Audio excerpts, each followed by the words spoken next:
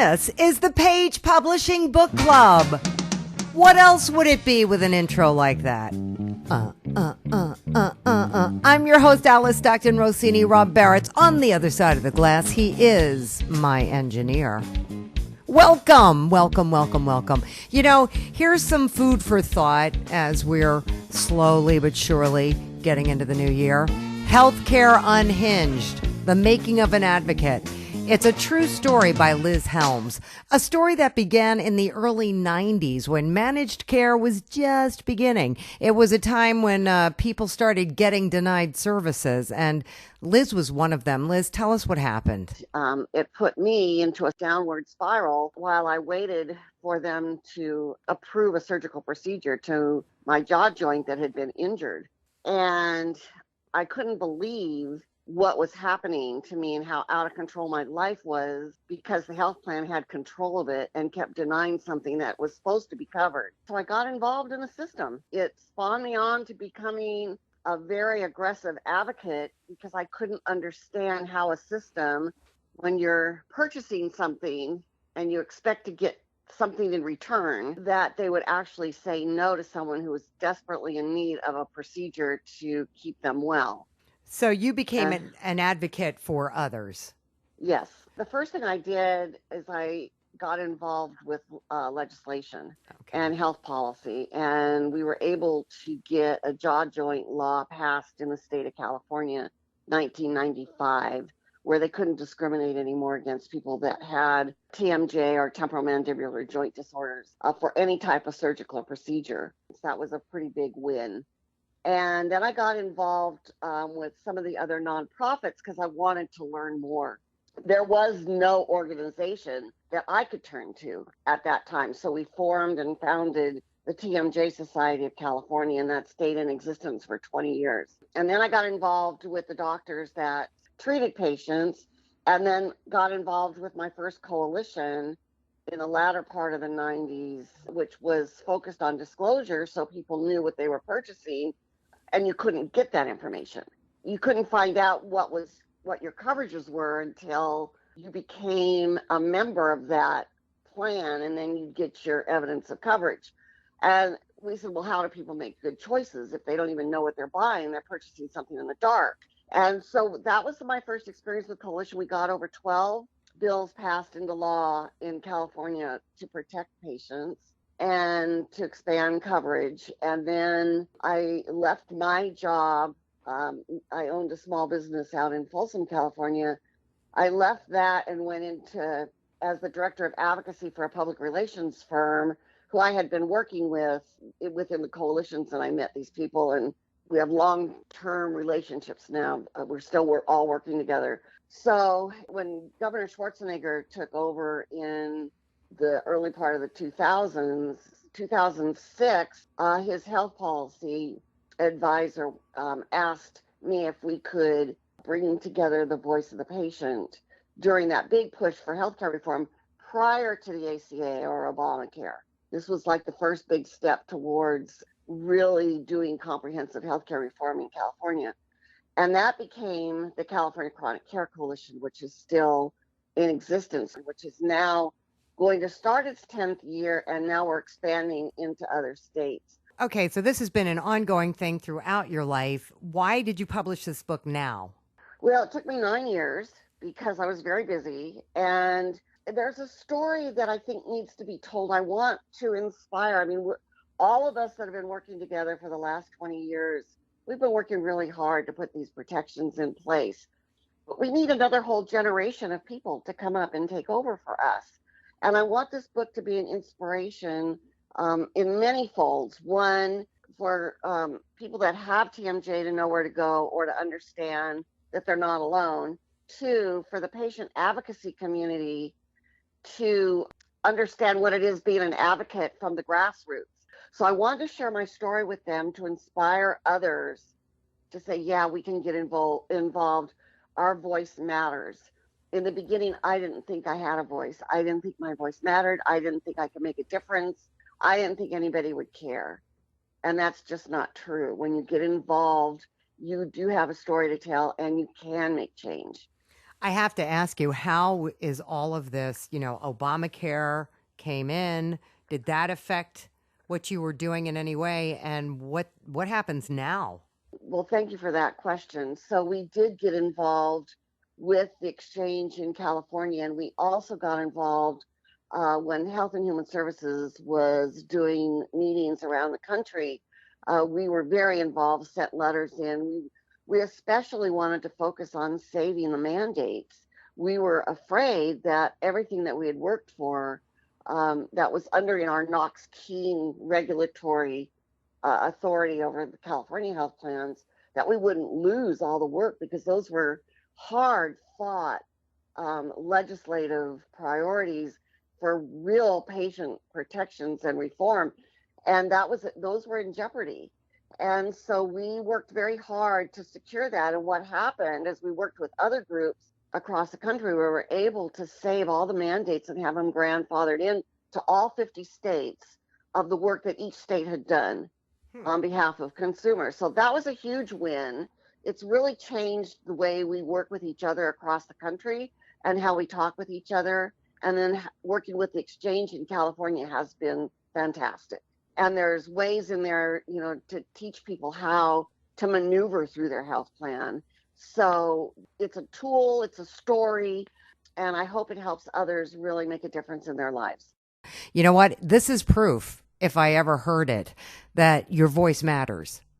Everybody's voice matters. And you really, really can make a difference. All you have to do is get involved. Thanks so much, Liz. Everybody's got days when you feel like it's too late.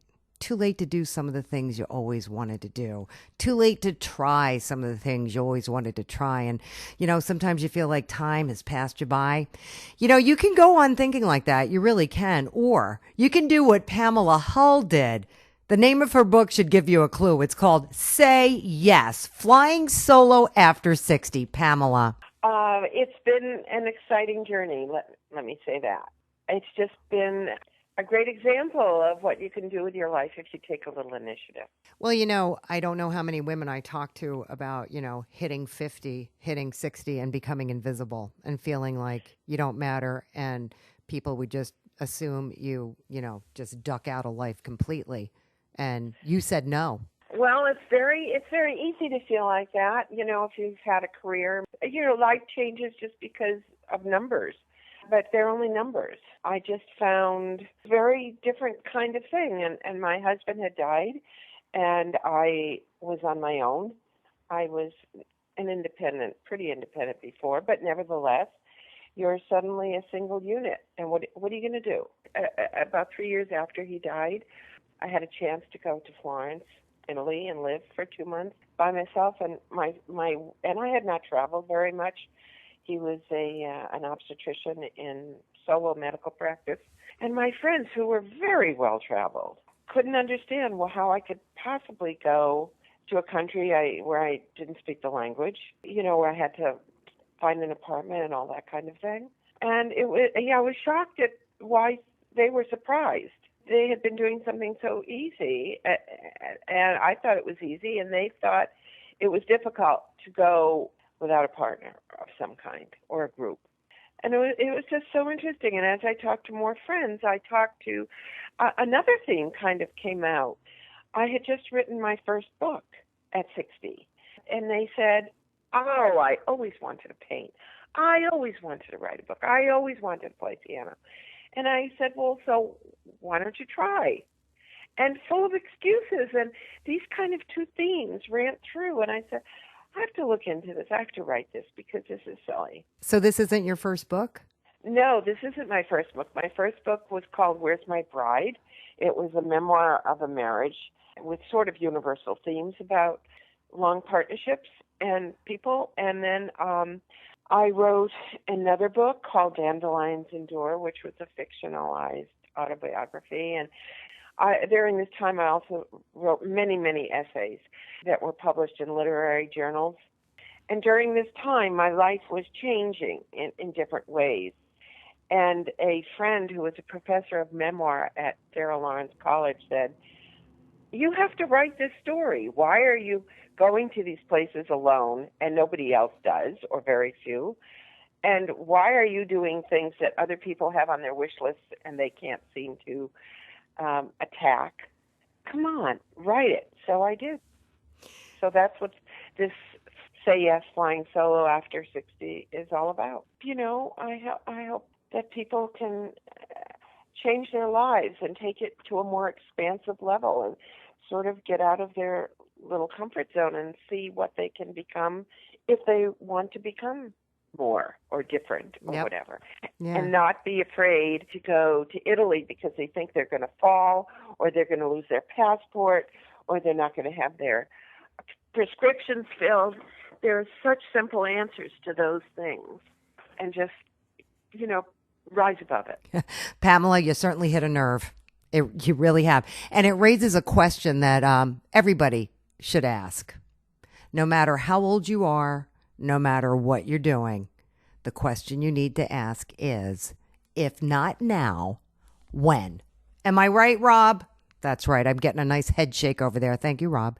Dennis Durfee has written a follow-up to his first book. It is entitled Fading Moons, Book 2 of Orb of the Magi series. Dennis, give us a little recap of the first book. Okay, the first book, it's about a young lady called Xandrina, and she is in the city called Arondar. It's the city of mages. It's where most of the mages, most of the magic users in the world live, and they're just kind of their own little colony or a little group, and they try to control the magic of the world, and she is testing to become one of them.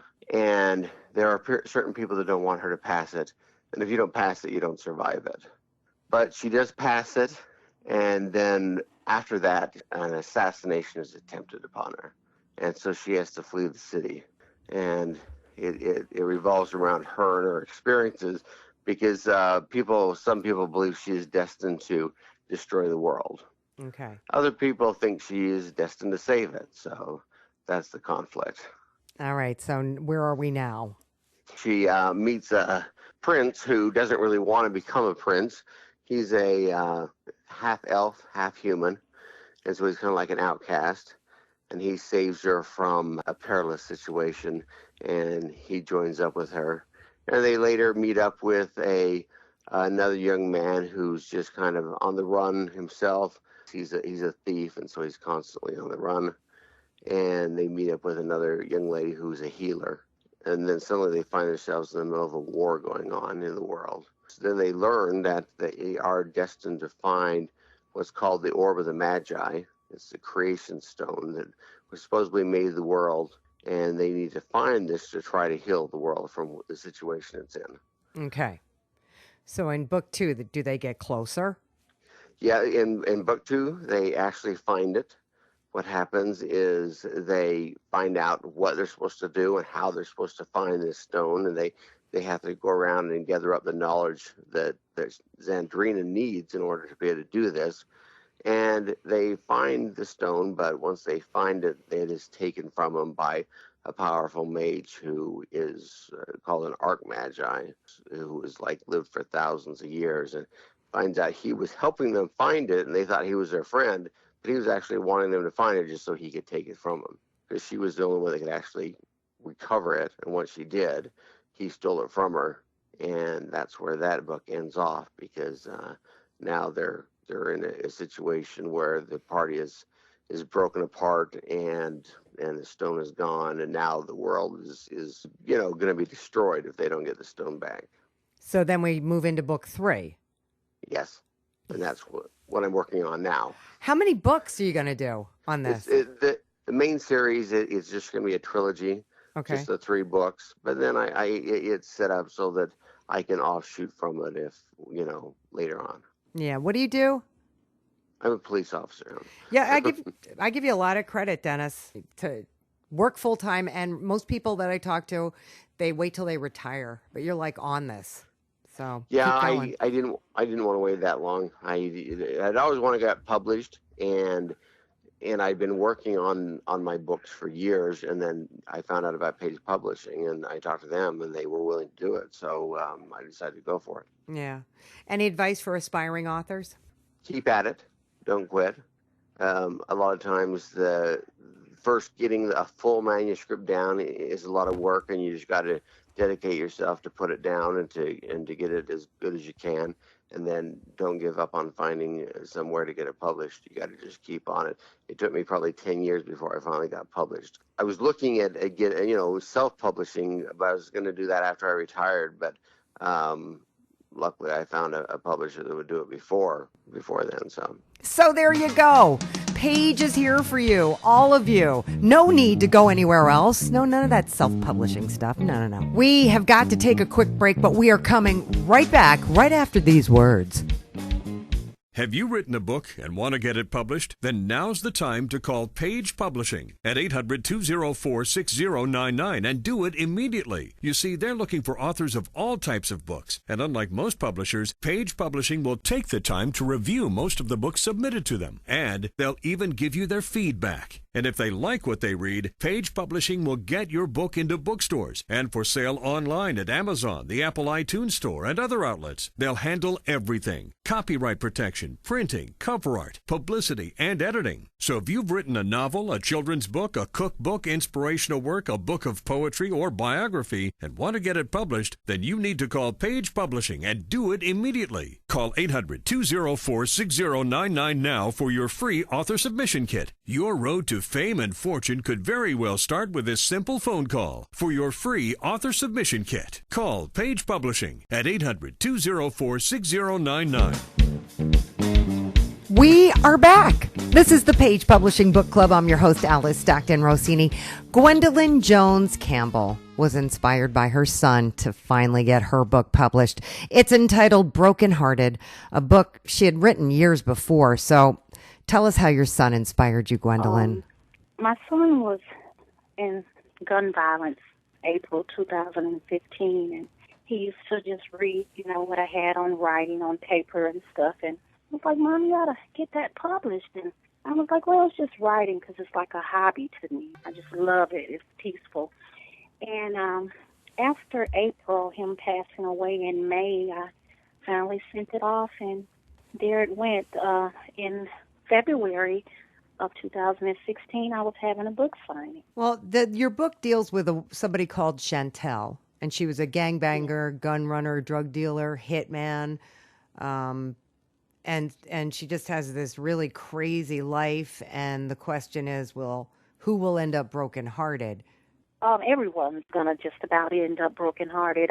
Chantel, she has a sister, Diamond, that they live with her mother. She's a single parent, Hazel.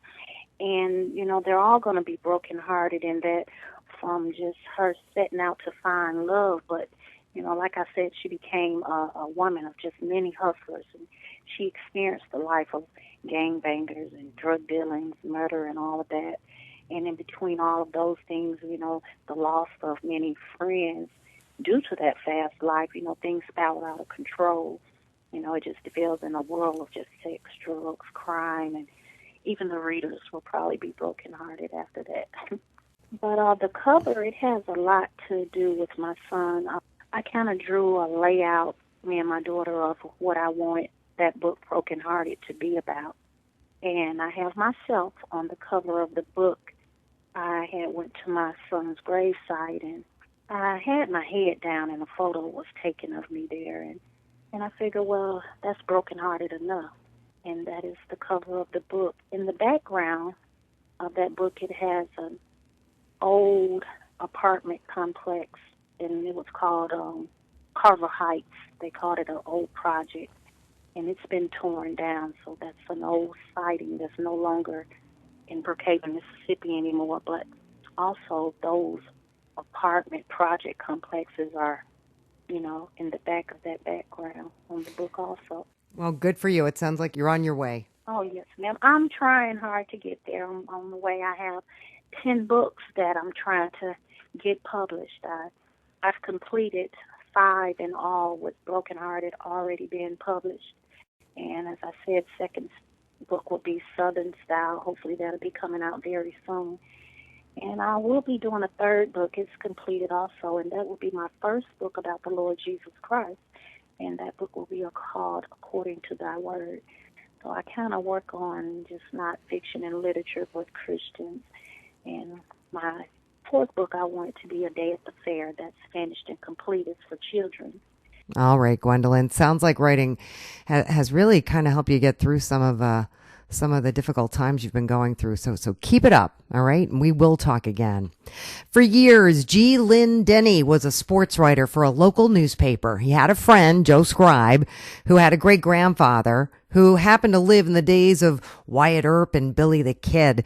Joe's first-hand accounts were so intriguing that the two put their heads together, brought in some extraterrestrials, and came up with a book entitled Destination Walking Horse. G. Lynn Denny, you say you were compelled, like so many, compelled to write this story. Any writer will tell you that, there's something inside you that needs to be told. You'll find a way to get it out. Right. So that's kind of what I did. I said, so I sat down and started writing, and I kind of put together a bunch of outline chapters and then created some characters and brought into being this thing called the Destination Walking Horse.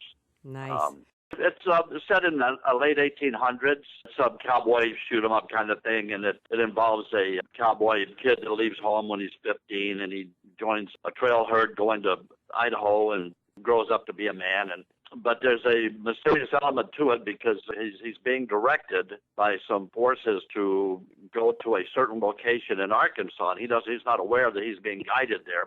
And he comes across a small town in Arkansas it's an experimental town set up by some extraterrestrials, and they're not the rip your throat out kind of extraterrestrials. They're the city council, and they direct the town, and it's a 100-year experiment that was set up back when George Washington was president, back in 1795, and it was a 100-year, and Rufus, the cowboy, arrives in the town about 100 years later when the experiment of the town is about to terminate, and he's being employed by the city council, the extraterrestrial city council, to defend them against the forces, their colleagues that are coming down to terminate the town, and the city council doesn't want them to do that. They really like the town and they want to stay there. But Rufus is kind of the guy that he's being brought there by them, but he's not knowing that he is, and he gets to the town and they make him sheriff, and then he takes care of some things, and he has some linkage back to ancestral ties to the founders of the town back in 1795. His great-grandfather was one of the ones that had been brought to the town to occupy the town and to populate it, along with about 300 other people from around the world. And so it's kind of an interesting twist to it. It's not the cowboys versus aliens type of thing where there's, ray guns going off and blowing up the hills and killing people and stuff. It actually has a different twist to the ending, so I'm very pleased with it. How did you find Paige? Yeah, I'm a big Glenn Beck fan. I watch Glenn Beck a lot, and Paige Publishing was advertising on the Glenn Beck show. Oh, okay. And so I kind of said, well, you know what, I need to do that. And so I did, and everything eventually got put into print. Okay. Any advice for aspiring writers?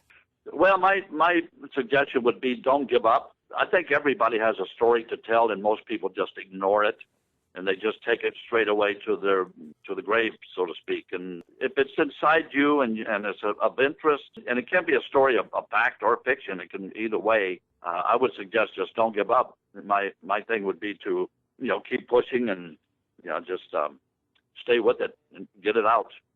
All right, get it out there, no matter what. Finally, Jean Thelusma has written a book of poetry. It's called Enlightenment. And Jean, you say you've been writing poetry your whole life? Oh, yeah. I used to write poems more times in my life, But what happened, I never published them, you understand? So now I decide, because you got some nice message on them, especially what's going on all over the world, right? Right. So I that's the better time, to publish this poem. So finally it was time to put them all together. Right. They talk about a social issue, a love, right? And everything was come out in love. Betrayed, deception. That's one of my themes, Right. That's why I read about it. Are they reflections of things that have happened in your life? Oh, yeah. And sometimes my friends' life too, Right. My son, I got big kids, my kids too, Right. Yeah. So what reflect really in the society or environment, everything. You know. Is there anything in particular that stands out for you? I read about more about social life and more about social life. To love come up in it too. Because a love and everything will come out on it is including the social life too, right? Do you read your poetry anywhere? Do you go to poetry readings? No, honestly, I never go to poetry reading. I receive an email sometimes because I live in Georgia, right? So you got a place like in Covington, you got some poetry, reading sometimes. But I never got chance, I was a bit busy. Right. I never got chance to go there, yeah. No, I mean, But I got invited to visit there, So maybe you'll do it now. Yeah, I got more time now. Right now, I'm retired from my job, Yeah. So now you've got the time to really spend on it. Yeah, that's why I go and keep writing. That's what I want to do now. I do some music too, I play instruments, guitar. I play piano, bass, trumpet. I play some instruments, Wow. That's great, John. Maybe now that you have the time, you can put some of that poetry to music, right? Time. Having the time. Taking the time. It's kind of been a running theme here tonight, don't you think, Rob? We've had some interesting examples of people who don't have the time but find the time to write anyway, and people who finally find the time because of retirement or whatever. And I think the takeaway is, if you want to do it, whenever that time comes, you will do it. And we will be here waiting to talk to you about your story. I can guarantee you that. Thanks so much for hanging out with us tonight. I think this about wraps it up, Rob. Come back next week or download us at 710WOR.iheart.com. And we'll be back next week for another edition of the Page Publishing Book Club, only on 710 WOR. Enjoy your weekend.